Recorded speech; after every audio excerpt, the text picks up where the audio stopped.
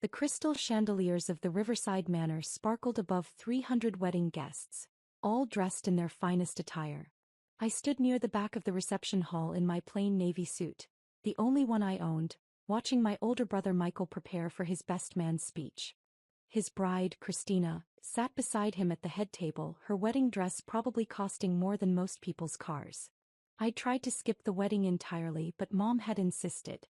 "He's your only brother," she'd said on the phone 2 weeks ago. "I don't care about your complicated relationship. You'll be there and you'll be civil." Civil. That was one way to describe how Michael and I interacted. Hostile indifference might be more accurate. "Ladies and gentlemen," the wedding coordinator's voice echoed through the speakers. "Please welcome the best man, Jonathan Chin, brother of the groom." I made my way through the tables, feeling eyes tracking my movements. I heard whispers as I passed, the same whispers that had followed me for the past 6 years. "That's the other brother. The unsuccessful one. I heard he's almost 40 and still lives with roommates. Such a shame. Michael turned out so well." I reached the microphone and looked out at the sea of faces. Michael's colleagues from his investment banking firm. Christina's family, all old money and older traditions. Our parents' friends from their country club. Everyone who mattered in their world. Everyone who had spent years watching me fail. "Thank you all for being here," I began, keeping my voice steady. "I'm Jonathan, Michael's younger brother. I'm supposed to tell you heartwarming stories about growing up together, about what a great guy Michael is, about how perfect he and Christina are together." I paused, taking a breath. "And I will. Because despite our differences, despite the very different paths our lives have taken, Michael is my brother. And today is his day." I launched into safe territory, childhood stories carefully selected to be amusing without being embarrassing, compliments about Christina that were genuine enough to land well, wishes for their future happiness that I mostly meant. The speech lasted 7 minutes. I got polite applause. Michael's smile was tight as I handed him the microphone for his own speech. "Thank you, John," he said, his voice warm in that practiced way of his. "My little brother, everyone. John's had an interesting journey. Not everyone takes the traditional path, and we should celebrate that. Even when the path leads to a garage startup that's been about to break through for 6 years now." Uncomfortable laughter rippled through the crowd. "I'm kidding, of course," Michael continued, though his eyes said otherwise. "John's persistence is admirable. Most people would have given up and gotten a real job by now. But not John. He's still out there, chasing the dream, living on ramen and hope." More laughter, less uncomfortable now. In all seriousness, Michael's tone shifted to something that might have been compassion if you didn't know him well. "I admire my brother's dedication to his vision, even if it hasn't panned out the way he hoped. Not everyone can be successful in business. Some of us are dreamers and some of us are doers. The world needs both." I felt my face grow warm but kept my expression neutral. This was Michael's specialty. The subtle cut dressed up as a compliment, the public humiliation disguised as brotherly affection. He continued his speech, talking about his own journey from Harvard MBA to his current position as managing director at Goldman Sachs. He thanked Christina's father for trusting him with his precious daughter, mentioned the honeymoon in Bali, first class naturally, and outlined their plans to buy a home in Westchester within the year. When he finished, the applause was thunderous. Michael was good at speeches. He was good at most things. That was part of the problem. Dinner was served, filet mignon and Chilean sea bass with wine pairings for each course. I sat at a table with various cousins and family friends, most of whom I hadn't seen in years. "So Jonathan," Aunt Carol leaned across the table, her diamonds catching the light. "Michael mentioned you're still doing the startup thing. How's that going?" "It's going well," I said simply. "Well, but not successfully well?" He tried to make it sound gentle. "I mean, you're still living with roommates, aren't you?" "I have roommates, yes. At 37. She said it like a diagnosis. "Honey, have you considered that maybe it's time to try something else? My friend's son is a recruiter. He places people in tech companies all the time. Real tech companies with salaries and benefits. I could put you in touch." "That's kind of you, but I'm committed to my current work." Uncle David joined the conversation. "John, I respect the hustle, I really do. But 6 years is a long time to go without results. What does this startup of yours actually do?" We develop quantum computing solutions for encrypted data processing, I said. Quantum computing. He nodded like he understood, though his eyes glazed over. That sounds complicated. Are you making any money? We've been focused on development rather than revenue. For 6 years. Cousin Rachel chimed in. She was a corporate lawyer, recently made partner. John, that's not sustainable. Even the most patient investors need to see returns eventually. We have investors who believe in the vision. How much have you raised? Uncle David asked bluntly. Enough to keep us operational. That's not an answer, he pressed. Come on, John. We're family. You can be honest with us. Are you even paying yourself a salary? I took a sip of water, the same way I'd learned to create space in conversations when I didn't want to answer questions. The business is funded adequately for our current needs. That means no, Rachel translated for the table. John, this is an intervention of sorts. We care about you. We don't want to see you waste your entire life on something that's clearly not working. It's working fine. Then why are you still living with roommates? Aunt Carol's voice rose slightly. Why are you wearing a suit that looks like you got it at Target? Why did you arrive in an Uber instead of your own car? I sold my car. I didn't need it. The table went quiet. Even they could hear how bad that sounded. Oh, honey, Aunt Carol said, genuine pity in her voice now. You sold your car. That's really concerning. I work from home. Public transportation is efficient in the city. It was an unnecessary expense. Or you needed the money, Uncle David said flatly. John, this has gone on long enough. I'm going to be direct because someone needs to be. You're not 25 anymore. You're not even 35. You're pushing 40 and you have nothing to show for it. No house, no car, no wife, no kids. You're living like a college student because you're too proud to admit that your startup failed. It hasn't failed. Then what would you call it? Rachel challenged. What metric of success can you point to after 6 years of work? I could feel eyes from other tables turning toward us. The conversation was getting heated enough to draw attention. Look at your brother, Aunt Carol said, gesturing toward the head table where Michael and Christina were cutting their cake. Look at what real success looks like.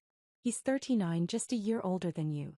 He has a corner office, a beautiful wife, a bright future. That's what happens when you make smart choices. Different choices, I corrected quietly. Smart choices, she insisted. Practical choices. Adult choices. John, I love you, but someone needs to tell you the truth. This startup dream is over. It's time to grow up and join the real world. Before I could respond, Michael's voice boomed through the speakers again. Everyone, if I could have your attention for just one more moment. I want to do something special. The room quieted. A spotlight swung to illuminate our table, specifically to illuminate me. John, Michael said, his smile broad. Little brother, could you come up here for a second? Every instinct told me this was a bad idea, but 300 pairs of eyes were watching. I stood and walked to the front, feeling like I was approaching a gallows. Michael put his arm around my shoulders, the gesture looking brotherly to everyone watching. His grip was tight enough to be controlling. Ladies and gentlemen, I want to talk about my brother for a minute. John and I have taken very different paths in life. I went the traditional route, good school, good job, climbing the corporate ladder. John here, he's a dreamer.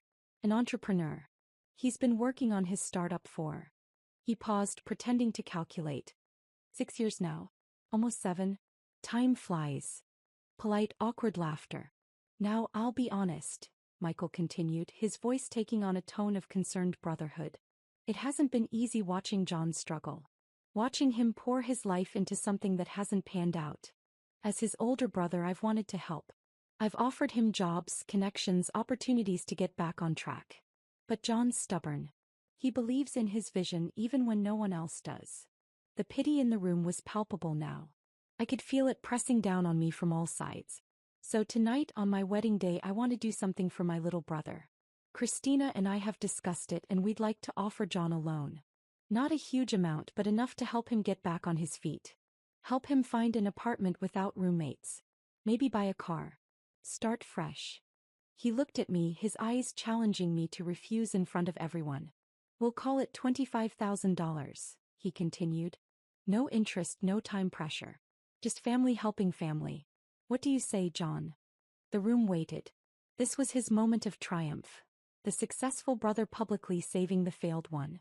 The responsible sibling extending charity to the one who'd wasted his life. I looked at Michael, really looked at him. Saw the satisfaction in his eyes, the subtle smirk playing at his lips. This wasn't about helping me. This was about establishing once and for all who had won the unspoken competition between us. That's incredibly generous, I said carefully. But I'm going to have to decline. His smile faltered. John, don't be proud. We all need help sometimes. I appreciate the offer, but I don't need help. I'm doing fine. You sold your car, he said loud enough for everyone to hear. You're living with roommates at 37. You're clearly not fine. I have everything I need. Except success, he said, and now the mask was slipping. Except a real career, a real income, a real life. John, just admit it. Admit that your startup failed, take the help and move on. The startup hasn't failed. Then show me the success. His voice rose. Show me any evidence that you haven't wasted 6 years of your life playing entrepreneur in your garage. Show me the money, the users, the growth, anything that proves this isn't just a fantasy you've been living in. The room was dead silent now. Even the band had stopped playing. I was about to respond when I noticed something. Several guests had pulled out their phones, their faces showing confusion, then shock. A low murmur started spreading through the crowd. "Oh my God," someone said loudly. "Is this real?" More phones came out. The murmuring grew louder, more urgent. "Holy shit," I heard Uncle David say from my table. That can't be right." Aunt Carol stood up, staring at her phone. Jonathan Chin, is that you?" Michael's father-in-law was on his feet now too, his phone pressed to his ear. "I'm seeing the same thing. Multiple sources. CNN just broke it. Bloomberg's confirming. Reuters has it up now. What's going on?" Christina demanded, looking around at the chaos erupting in her carefully planned reception. Michael grabbed his own phone from the table. His face went white. The wedding coordinator was frantically checking her tablet. "Mr. Chin? Sir? CNN is calling. They're asking if Jonathan Chin is here. They want to know if they can come in." "What?" Michael's voice was barely a whisper. "Why would CNN want to come to my wedding?" "Because of the acquisition announcement," the coordinator said, bewildered. "The tech acquisition.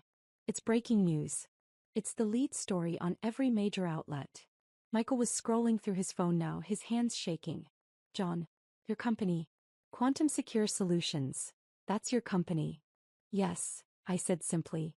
"It just sold," he read from his screen, his voice hollow. "Quantum Secure Solutions acquired by Google in landmark deal valued at $8.7 billion. The largest tech acquisition in 5 years. Revolutionary quantum encryption technology that will reshape cloud computing security globally." The room erupted. "8 billion, someone shouted. "That's billion with a B? Google." "He sold to Google." Michael looked up from his phone, his face a mixture of shock and something else. Something that looked like grief. "You sold your company for $8.7 billion. Today. You sold it today during my wedding." "The deal closed at 4 p.m. Eastern, I confirmed. I would have preferred different timing, but the regulatory approvals came through faster than expected. I couldn't control the announcement schedule." Aunt Carol had pushed her way to the front of the crowd. "Jonathan, that article says you own 67% of the company. That means you personally made about $5.8 billion, I finished. "Before taxes." Uncle David was reading from his own phone. "There's a profile here. Forbes just posted it. It says Jonathan Chin, age 37, is now one of the youngest self-made billionaires in tech. It says he founded Quantum Secure in his garage 6 years ago with 3 MIT graduates. It says they developed breakthrough quantum computing applications that make current encryption methods obsolete." "The roommates," Rachel said faintly. "Your roommates were your co-founders. Dr. Sarah Martinez, Dr. James Park, and Dr. Angela Thompson," I confirmed. "We met at MIT.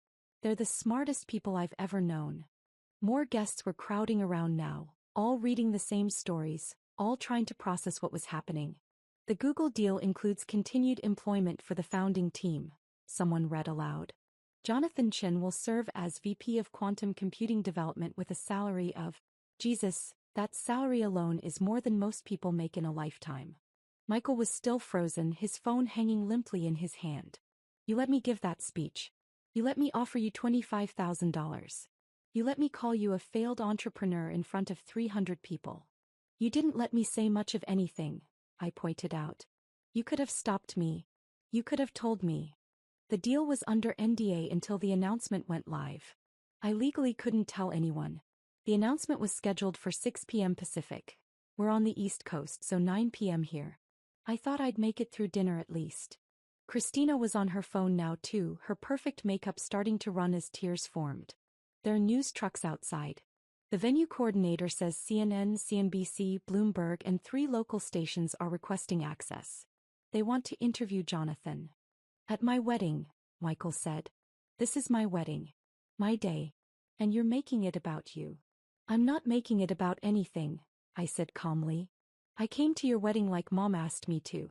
I gave my speech. I sat quietly at my table. You're the one who called me up here and demanded I show you success. I didn't want this timing any more than you did. A man in a suit I didn't recognize pushed forward. Mr. Chin? I'm Bradley Morrison, partner at Goldman Sachs. I worked with your brother on the Silverman deal last year. I'd love to discuss potential investment opportunities if you're considering. Not now, Michael snapped at his colleague. Then to me, you sold your car because you didn't need it? Or because you were about to be a billionaire and material possessions didn't matter anymore? Both, I suppose. The articles mention your lifestyle, Cousin Rachel said, still reading. It says you continued to live modestly throughout the company's development to avoid distractions and maintain focus. It quotes you saying wealth is a byproduct, not a goal. That's from an interview you did with TechCrunch last month. They interviewed me as part of the acquisition due diligence process. More phones were ringing now. Uncle David answered his, listened for a moment, then looked at me with an expression I'd never seen before. That was my office. They want to know if I can introduce them to you. They're interested in discussing wealth management services for high-net-worth clients. High net worth, Aunt Carol repeated with a slightly hysterical laugh. He's worth almost $6 billion. That's not high net worth, that's... I don't even know what that is. The wedding coordinator approached again, more frantic now. Mr. Chin, Jonathan Chin, the press is getting aggressive. They're asking if they can set up outside. CNN is offering to pay for exclusive access. What should I tell them? I looked at Michael and Christina. This was their day, their moment. And I just inadvertently destroyed it. Tell them I'll give a statement in 30 minutes, I said. Outside. Not in the venue. And make it clear that today is about Michael and Christina's wedding. The business news is secondary. Secondary, Michael repeated numbly. You just became a billionaire and it's secondary. To your wedding? Yes. You're my brother, Michael. That matters more than money. He laughed, but there was no humor in it. Money. You say that like it's trivial. Like $5.8 billion is just pocket change. It's a number, I said. It doesn't change who I am. It changes everything. His voice cracked. Everything I've worked for, everything I've accomplished. I made managing director at Goldman. Do you know how hard that is? How many people compete for those positions? I make almost $2 million a year. I thought I'd made it. I thought I was successful.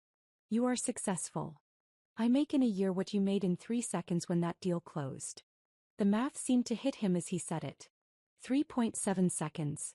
Every second the clock ticked from 4 o'clock p.m. to 4 o'clock and 3 seconds p.m., you made more than my annual salary. The room had gone quiet again, everyone watching this confrontation play out. That's not a fair comparison, I said. None of this is fair. Michael's composure was completely gone now. I did everything right. I went to Harvard. I worked 100-hour weeks. I networked, I sacrificed, I climbed the ladder. And you just built something in your garage and became a billionaire. It wasn't just anything. We worked 18-hour days for 6 years. We lived on nothing. We almost failed 3 times. The breakthrough that made this possible came at 3 a.m. on a Tuesday after Sarah had been working for 31 hours straight. There's no just about any of it. Christina was crying openly now. Our wedding. Everyone's going to remember our wedding as the day Jonathan became a billionaire. Not as our special day. Not as the day we got married. This. She wasn't wrong. I could already see guests recording videos, taking pictures, posting on social media. The hashtag billionaire wedding was probably already trending. My phone vibrated. Then again. And again. I pulled it out to see hundreds of notifications. Messages from my team, from our lawyers, from Google executives, from journalists, from people I hadn't spoken to in decades. And one text from Sarah. Holy shit, the timing. Are you okay? Do you need extraction? I typed back. At brother's wedding. Long story. Call you in an hour. Her response was immediate. We're all watching it unfold on Twitter. The memes are already incredible. Hang in there. Jonathan Chin? A woman's voice came from behind me. I turned to see a journalist who must have talked her way past security. I'm Jessica Park from Bloomberg News.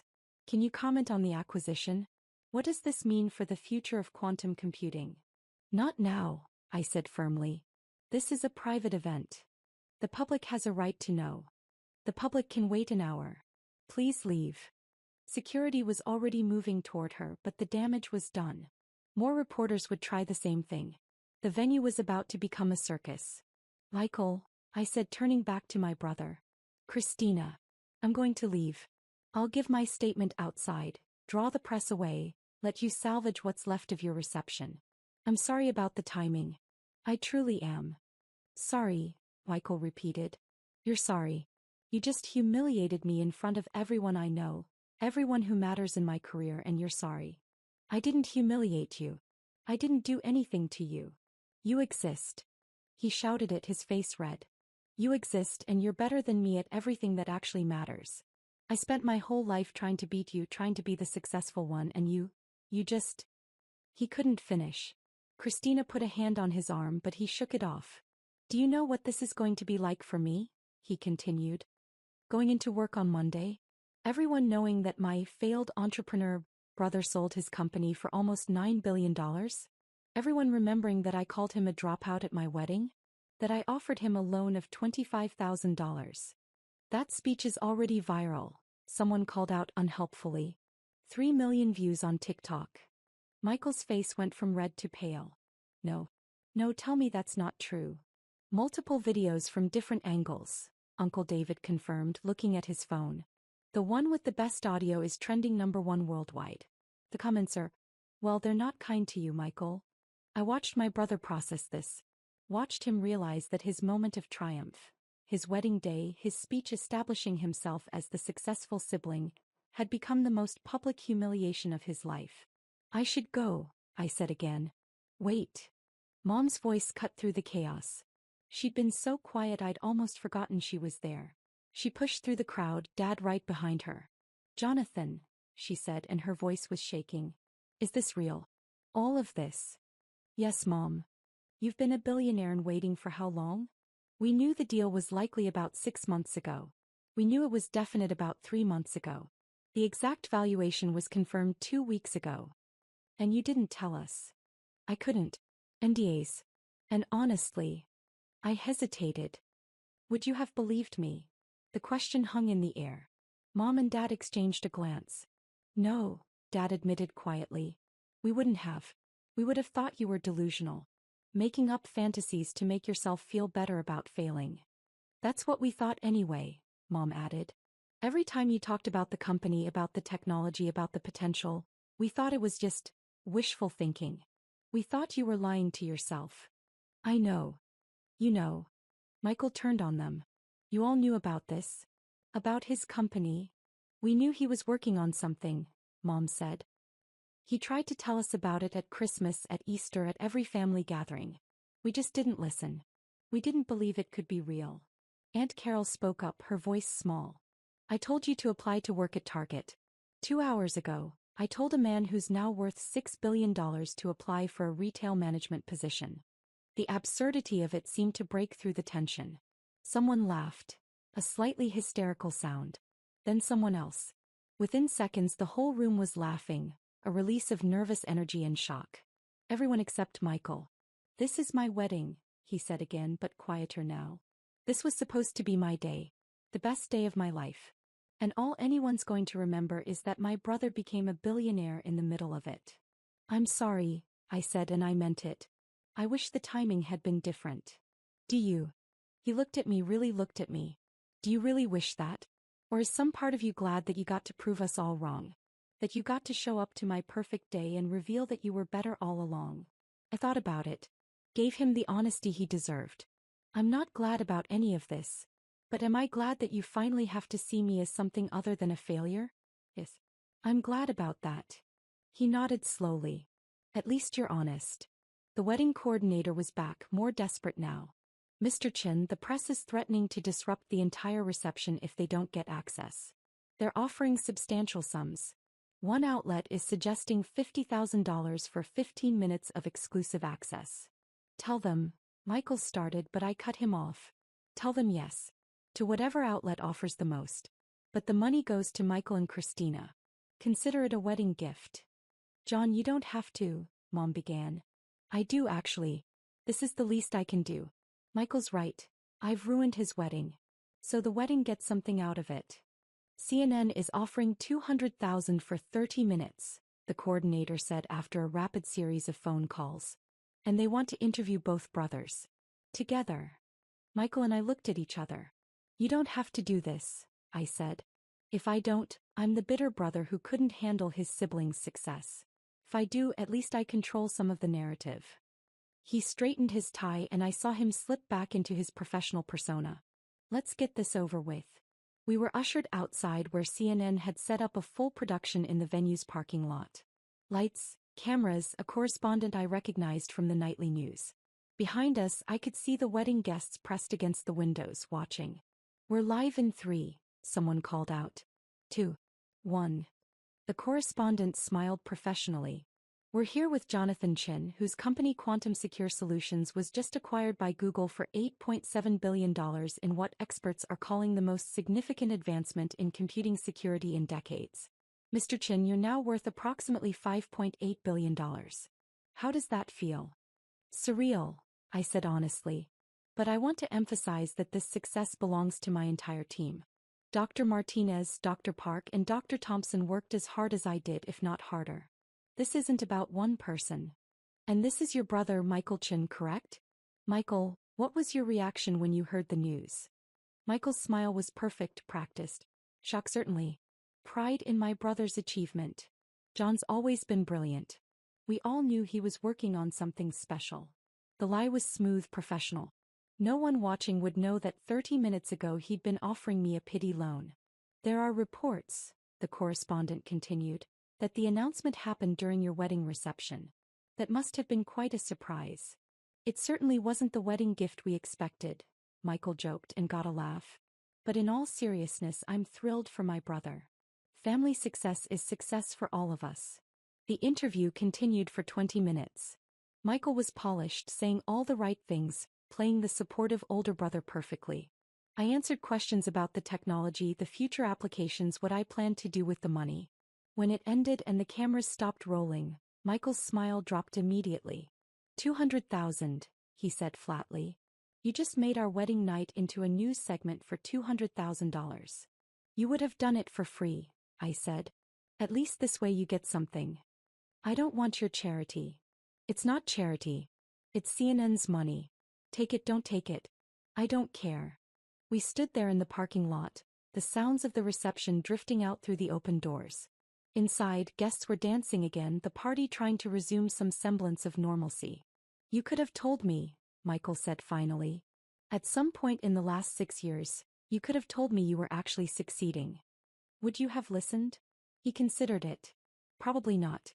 No, definitely not. I needed you to be the failure. It made me feel better about my own success. I know. You're supposed to argue with me. Tell me I'm wrong. But you're not wrong. You needed me to fail so you could feel successful. Mom and Dad needed it too. The whole family needed it. I was the cautionary tale, the example of what happens when you don't play by the rules. And now you need me to be something else. I just don't know what yet. Michael laughed bitterly. Neither do I. How do I go back in there? Face all those people. They all saw me humiliate myself. The same way I faced them for 6 years while they pitted me. You smile, you keep your dignity, and you remember that their opinions don't actually matter. Easy for you to say. You're a billionaire now.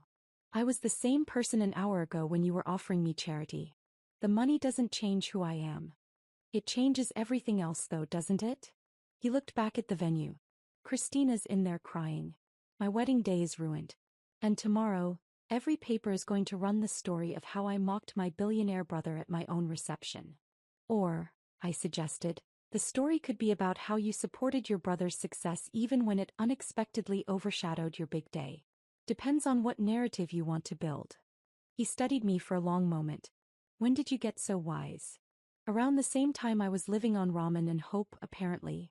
They got a small smile. I really am an asshole, aren't I? Tonight you were. In general, you're complicated. We both are. What am I supposed to do now? How am I supposed to compete with this? You don't, I said simply. You stop competing. You live your life, I live mine. We're brothers, not rivals. We never should have been rivals. Dad made us rivals. The comparisons, the expectations, the constant competition for approval. I know. But we're adults now.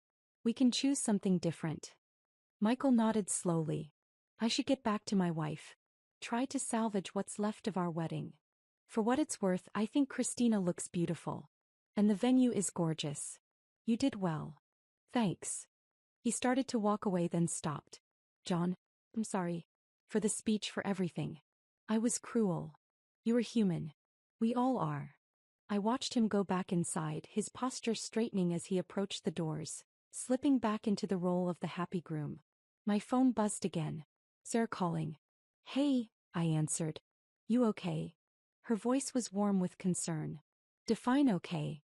Fair point. The internet is losing its mind. We're trending #1 on literally every platform. Angela set up a group chat for the 4 of us. We're all being bombarded with interview requests. We should coordinate responses through the Google PR team. They'll want to control the narrative. Already on it. But John, are you okay? That speech your brother gave, that was brutal. It was honest. In its own way. It was cruel. That too. I could hear voices in the background. James and Angela probably watching the coverage. My team. My friends. The people who'd believed in the vision when no one else did. We did it, Sarah said softly. We actually did it. We did. So why don't you sound happier? I looked back at the venue, at the celebration continuing without me, at the family that had spent years misunderstanding me. Because success is complicated, I said. And family is even more complicated. You want us to come get you? We could grab drinks, celebrate properly. No. I should probably go back in for a bit. Make sure Michael's okay. You're a better person than I'd be in your situation. I'm really not. I'm just tired of fighting. We talked for a few more minutes, making plans for next week's meetings with Google, discussing the press strategy, laughing about the absurdity of the timing. When I hung up, I stood in the parking lot for another moment, watching the party through the windows. Uncle David was talking animatedly to a group, probably telling them how he'd always known I'd be successful. Aunt Carol was showing people something on her phone. Likely the news coverage claiming some sort of credit for my upbringing. Mom and Dad sat at their table looking shell-shocked and small. And Michael was dancing with Christina, holding her close, trying to create a moment of normalcy in the chaos. I could leave. Call an Uber, go home to my apartment. The one I'd be moving out of soon because the world now knew I was worth billions and I'd need actual security. I could let them celebrate without me, let Michael have what remained of his night. But that felt like running away. I walked back inside. Heads turned, conversations stopped. Then Aunt Carol was rushing over, Uncle David right behind her, both of them suddenly my best friends, suddenly so proud, suddenly claiming they'd always believed in me. Jonathan. Aunt Carol gushed.